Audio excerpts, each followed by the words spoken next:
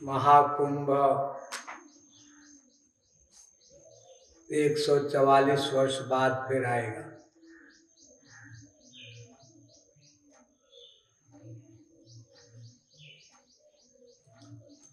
और इस महाकुंभ में हिंदू धर्मावलंबियों की इतनी भीड़ कभी नहीं आई।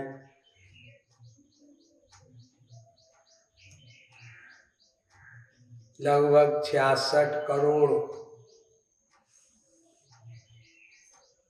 आधी हिंदू जनसंख्या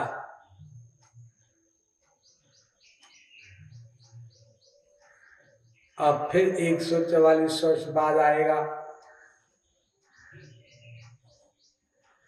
तो प्रश्न ये उठता है, जो आधे हिंदू नहीं आए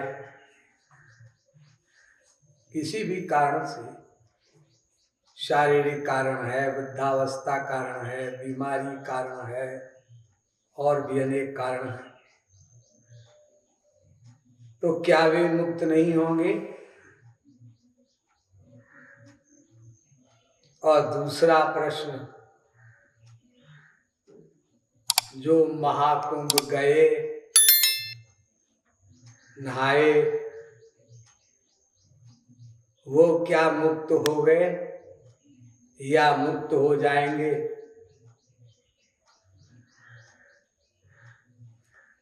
तुलसीदास जी ने रामायण में बहुत सुंदर इस प्रश्न का उत्तर दिया।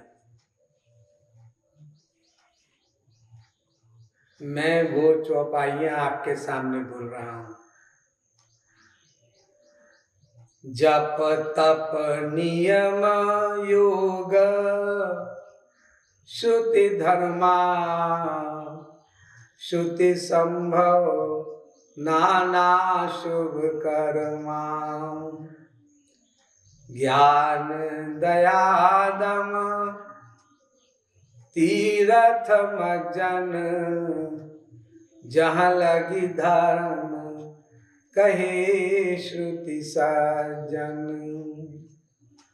आगम निगम पुराण अनेका पढ़े सुने कर फल प्रभु एका तव पद पंकज प्रीति निरंतर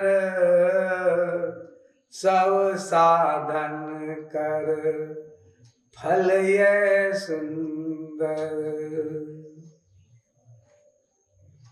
ये सब बहिरंग कर्म धर्म करने का फल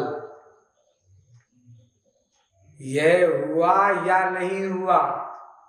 क्या हरि गुरु से प्यार निरंतर बढ़ा या नहीं बढ़ा?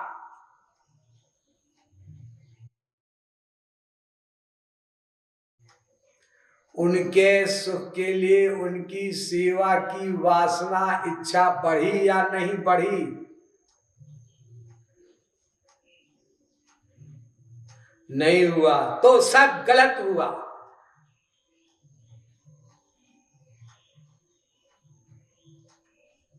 ये तुलसीदास कह रहे हैं रामायण में, सब गलत हुआ।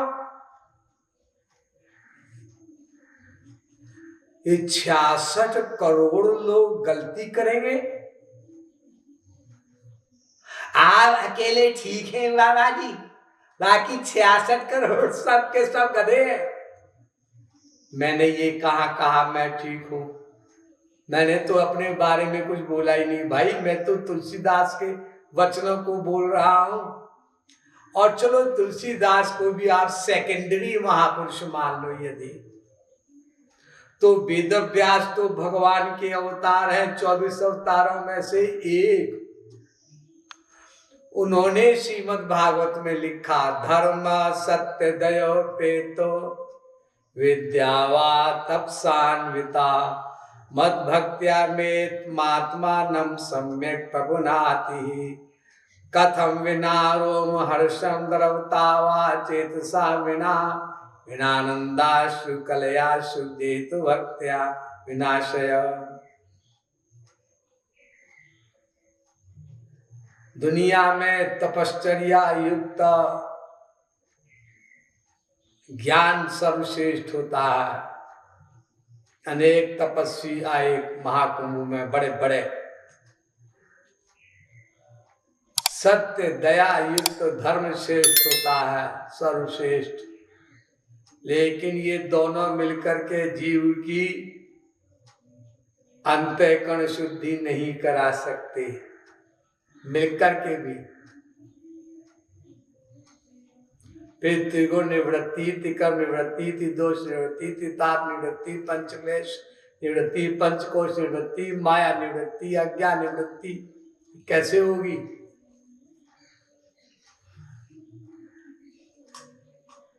इतने सारे लोग जो नहाने गए वो एक कारण से गए, क्योंकि उनके पंडित जी ने या उनके बंधु भट्ट कान फूकने वाले गुरु जी ने ये कहा कि बेटा नहायाओ त्रिवेणी में, पाप धुल जाएंगे पाप। तो अपने पाप धोने के लिए वो वहां गए। ठीक, कोई बुरी बात तो नहीं की, नहीं, हर कोई व्यक्ति पाप धोना चाहता है। लेकिन एक बात बताओ भाई साहब, ये आप अपना पाप क्यों धोना चाहते हैं? रहने दो ना। अरे क्या बात बोलते हो बाबा जी। जलत तापन आपन पापन। आपके गुरु जी जगत गुरु तम श्री कृपालु महाप्रभु ने प्रेम रस मदिरा में भी लिखा है, और हम लोग बौद्धू भट्ट भी जानते हैं कि जो भी दुख किसी जीव को मिल रहे हैं, वर्तमान काल में दैहिक, दैविक, भौतिक दुख इत्यादि सब अपने पाप का फल है, जो हम पाप किए हैं पिछले जन्मों में या इस जन्म में करते हैं, डंके की चोट पे भगवान को चैलेंज करके। और महापुरुषों को तो करते ही अपमान ठाठ से कि हमारे मणि देवता एक अंदर बैठे हैं, हमारे फ्रेंड, वो हमारे पक्के फ्रेंड हैं। कोई बात कहनी हो तो उसको आगे कर देते। अरे रुक जाओ ना, 2-4 साल लगातार आश्रम में, 10 साल 15 साल रुको, देखो क्या मिलता है। एक्सपेरिमेंट करने आए।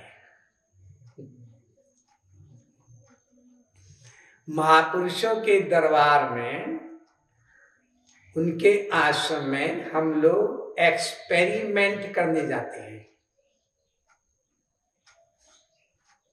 और एक्सपेरिमेंट भी साइंस का भी, अगर गलत सलत करते हो तो फल नहीं मिलता।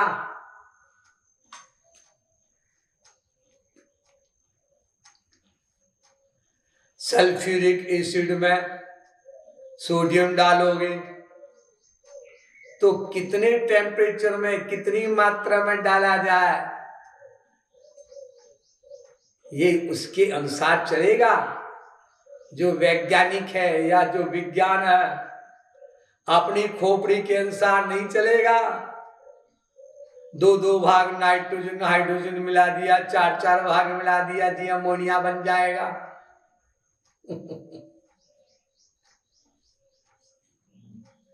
N2 plus 3H2 is equal to 2NH3.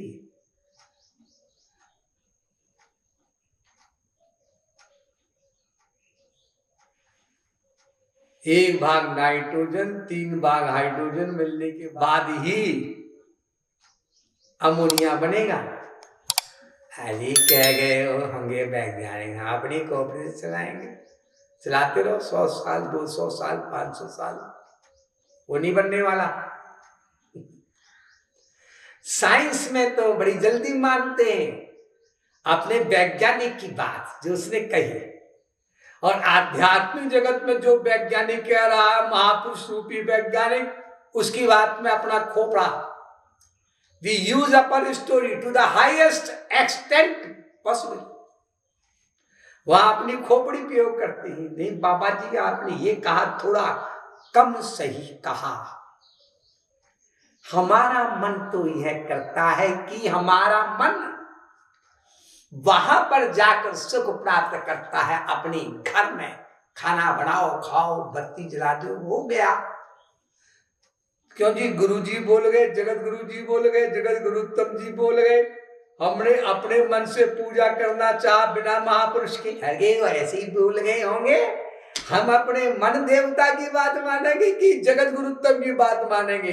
एक जगत गुरु उत्तम का भी जगत गुरु उत्तम बैठा है हमारे अंदर खोपड़े में, हमारे मनी राम।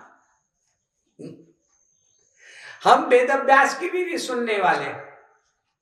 वेद व्यास ने कहा बेटो बच्चों,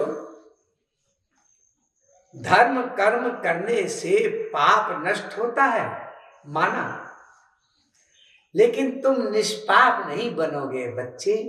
क्या? जो पाप नष्ट हो गया तो निष्पाप क्यों नहीं बनेंगे? पाप तो नष्ट ऐसे होगा जैसे वेदों ने बताया है। तुमने गो हत्या की, अब ये कर्म कांड करो। तुमने वो कर्म कांड किया, पाप नष्ट हो गया। बाबा जी हो गया नहीं हो गया? आपके वेदों में ही तो कर्म कांड बताए हैं, 80,000 मंत्र हैं, पाप नष्ट हुआ ना? हाँ हो तो गया। तो फिर निष्पाप क्यों नहीं बनेगा मनुष्य? निष्पाप नहीं बनेगा क्या? पाप नष्ट हो जाएगा? हाँ, निष्पाप नहीं बनेगा ना? क्या बाबा जी आप भी पी पा करके आए हो, क्या बोल रहे हो? अरे जब पाप नष्ट हो गया तो निष्पाप अपने आप बन जाएगा वो साधक। गंगा जी में, त्रिवेणी जी में, महाकुंभ जी के अवसर पर गंगा में डुबकी लगाने पर नदियों में देखो, एक गो हत्या के लिए ये आपने कर्मकांड किया तो पाप नष्ट हो गया, ठीक? क्योंकि वेद ने कहा है तो ठीक ही होगा। लेकिन एक पाप नष्ट हुआ,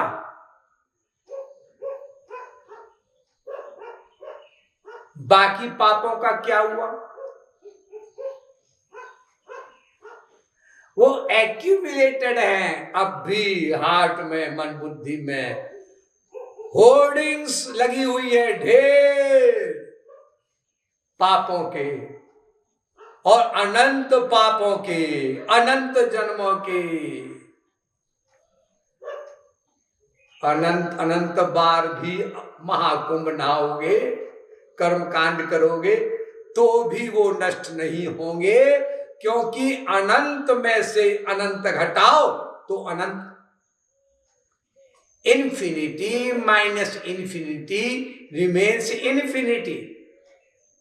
infinity plus infinity is equal to infinity. Infinity multiplied by और divided by infinity would remain infinity. अनंत में से अनंत घटाओ, अनंत जोड़ो, अनंत भाग दो, अनंत गुणा करो तो अनंत ही बचेगा। तो वो अनंत पाप कैसे नष्ट होंगे पिछले जन्मों के? अनंत बार महाकुंभ नहाने पर भी अनंत बचे रहेंगे।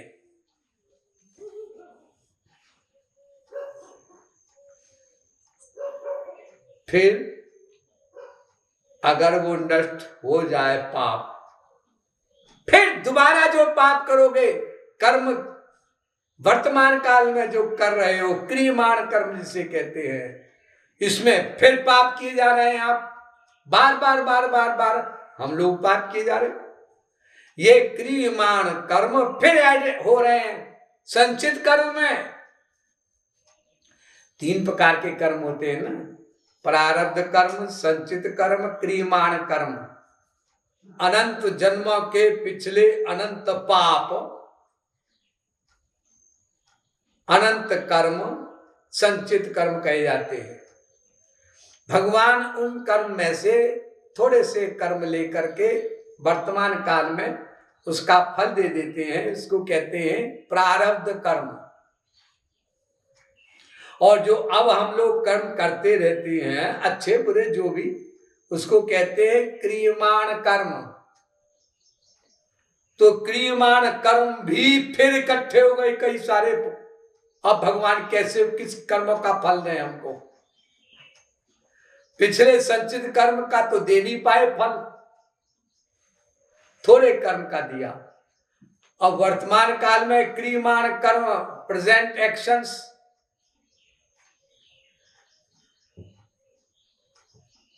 और फिर कर्म तो हो जाता है कम समय में। पाप जीव करता है मनुष्य कम समय में, और फल मिलता है उसका बहुत समय में। एक डकैती की, मर्डर किया, कितना टाइम लगा? 6 घंटे बस। अरे आजकल तो एक्सपर्ट लोग हैं, 15 मिनट में कर लेते हैं सारा काम। 6 घंटे मान लो, और जब पकड़े गए और मर्डर डकैती का फल मिला तो 20 साल की जेल। 15 मिनट का ऑफेंस, पाप, फल कितना? 20 साल। और ये तो संसारी गवर्नमेंट देती है। और जो स्पिरिचुअल गवर्नमेंट जो बैठी है अंदर,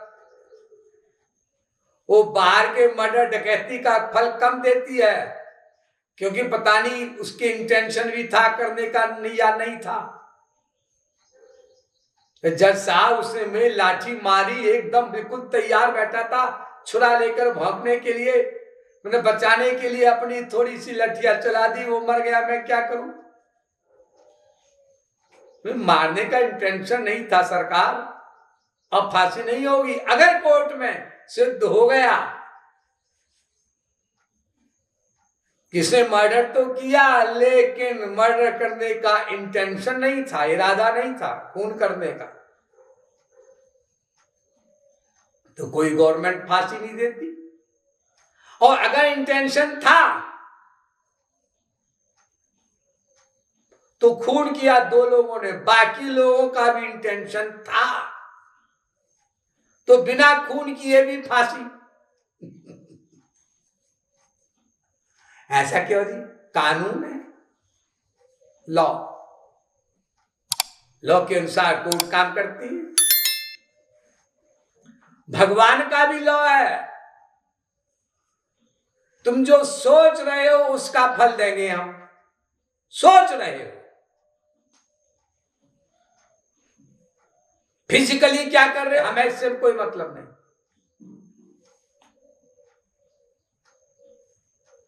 अगर ये साइंस लागू करें हम अपने ऊपर तो क्या होगा? अपने आप खुद नोट करो, कितने पाप करते हैं हम लोग। जिस महापुरुष की शरण में आकर के भगवत प्राप्ति करने आए, उसके ही खिलाफ दिन में हजारों बार मना करने पर भी उल्टा सोचते रहते हैं। बोलते कम है, जरा थोड़ा बहुत डर लगता है भगवान से, गुरु से, शास्त्र वेदों से। बोलो मत, सोचो। हाँ लोग, सोचना तो कोई जानते नहीं है, हम ही सोच रहे हैं अपने आप, इसलिए सोच लो। ठीक है, वो बाबा जी नहीं जानते, गुरु जी नहीं जानते। और जो वेद में लिखा है, कठोपनिषद में, भगवान बैठा है अंदर और नोट करता है, जानता है। एको देव सर्वभूतेषु गूढ़ सर्वव्यापी सर्वभूतांतरात्मा कर्माध्यक्ष सर्वभूतादिवास साक्षी चेता केवलो निर्गुण, वो भी नहीं जानता। जो नोट करता है और फल देता है वो भी नहीं जानता सोचने को। हमारे बड़े बड़े साधक बड़े बड़े नास्तिक बन जाते हैं 1 मिनट में। अब हम नास्तिक बने चाहे आस्तिक बने, नोट करने वाला तो नोट करेगा और फल देगा। तो उस सोचने रूपी महापाप को नोट करना, इतनी सारी फाइल तैयार हो गई हमारी जीवन भर की, वर्तमान काल के जीवन की ही। अब भगवान सोचते कितने कर्म का फल दूं इसको अगले जन्म में, फिर बच जाएंगे। पूरा पूरा फल तो दे नहीं सकते। जैसे किसी महापुरुष का हम अपमान करें, बाकायदा आकर के गालियां दें, शिशुपाल की तरह दिए जाए उसके मुंह पर गालियां। तुमने ऐसा किया, तुम ऐसा करते हो, तुम वैसा करते हो, तुमको ऐसा करना चाहिए था, बाबा जी तुमको वैसा करना चाहिए था, आप अतत्व ज्ञानी हैं, आप सर्वज्ञ नहीं हैं, आप गधे हैं, हम तत्व ज्ञानी हैं, हम जानते हैं, ठीक ठीक बोल रहे हैं। शिशुपाल की तरह गालियां देते जाओ, भगवान सुनते जाएंगे, बोलेंगे नहीं शिशुपाल से कुछ। हाँ, 36, 37 एबिसेस हो गई, 39, 40, 45, 49, 72, वो गिन रहे, शांत होकर, रिएक्शन नहीं हो रहा, कुछ प्रतिक्रिया। और जो 100 गालियां पूरी सुदर्शन चक्र लगाया, फेंक दिए काट के सब। शांत मन से भगवान हमारे अंदर बैठे, हृदय में मन रूपी शिशुपाल की गालियां सुनते हुए उसे नोट करते रहते हैं। नोट, डिस्टर्ब नहीं होते भगवान। हाँ, समोहम सर्वभूतेषु न मे देशो अस्ति न प्रिय। मैं किसी से देश नहीं करता अर्जुन, और प्यार भी नहीं करता। I am impartial to one and all, hating none and loving not at all। मैं तो समदर्शी हूं, बस नोट करता हूं, नोट। अब इतने सारे पाप वर्तमान काल के,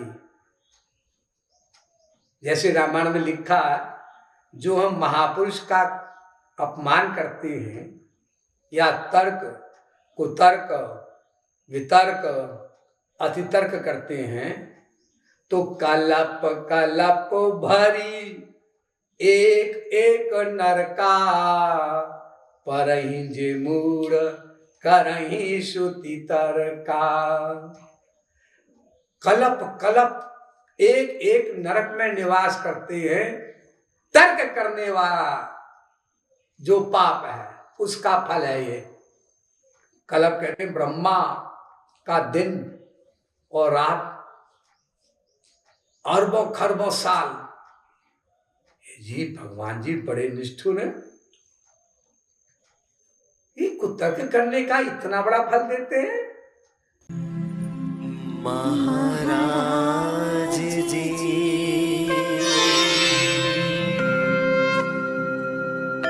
महाराज जी